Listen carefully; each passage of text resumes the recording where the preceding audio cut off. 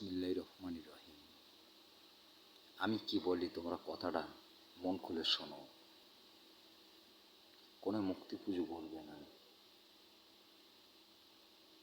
কেন? যার ভিতর তোমরা আত্মা দেওয়ার ক্ষমতা তোমাদের নেই, তাকে বানাই কিসের জন্য তোমরা খেলা করো? ধর্ম কি তোমাদের খেলার পুতুল?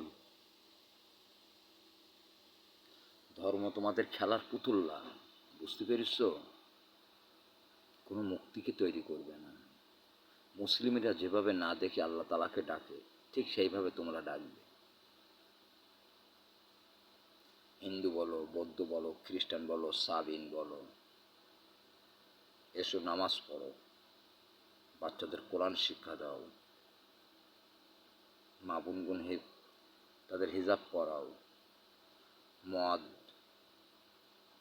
বয়কট করো। নামাজ হলো সত্য ধর্ম। তোমরা ফেরো দিনের পথে। যে মুক্তি একটা মশা তাড়াতে পারে না, একটা মাছি তাড়াতে পারে না, তাকে তোমরা পুজো দাও কেন? হাসরের ময়দানে ওরা কি তোমার সামনে থাকবে? ওরা তো মাটি গলে সে পানির সাথে মিশে যাবে।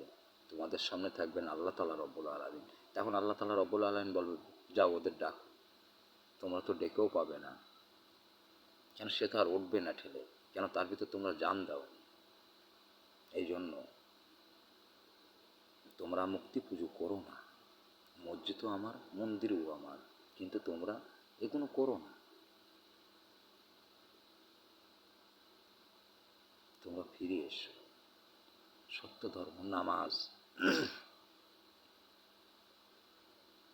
৩৩ কোটি দেবতা তোমরা বলো, এগুলো বলো না। এগুলো ভুল আর লিখো না। যেমন কোরআনের ভিতরে অনেকটা হাতে লিখে বলে এগুলো আল্লাহ তাআলার কিতাব, ওদের হাতেরও সাজা হবে। তোমাদের বলি, তোমরা মুক্তি পুজো করো না, তোমরা দিনের পথে ফিরে এসো, নামাজ আদায় করো। ইসলাম ধর্ম সত্য ধর্ম। মুসা করিম এই নামাজ এনেছিল 50 ওয়াক্ত। রাসূলুল্লাহ সাল্লাল্লাহু আলাইহি ওয়াসাল্লাম বলেছিলেন, ও মুসা কত ওয়াক্ত নামাজ নিয়েছিলে? বললো 50 ওয়াক্ত। বললো আমার উম্মতের হায়াত কম, তুমি আবার যাও। 3 বারের মাথায় বলল, আমাকে জাতি মানা করেছেন। তখন রাসূলুল্লাহ সাল্লাল্লাহু আলাইহি ওয়াসাল্লাম সিজদায় পড়ে আল্লাহ তাআলা রব্বুল আলামিন 5 ওয়াক্ত চেয়ে নিয়েছিলেন। সেটাই তোমরা পালন করো। বাচ্চাদের কোরআন শিক্ষা দাও। বেদ পড়ো, গীতা পড়ো, রামায়ণ পড়ো, ঋগ্বেদ পড়ো, সামবেদ পড়ো, ফিরে এসে আসমানি কিতাব আল্লাহর কোরআন পড়ো। বাইবেল পড়ো, ফিরে এসে আসমানি কিতাব আল্লাহর কোরআন পড়ো।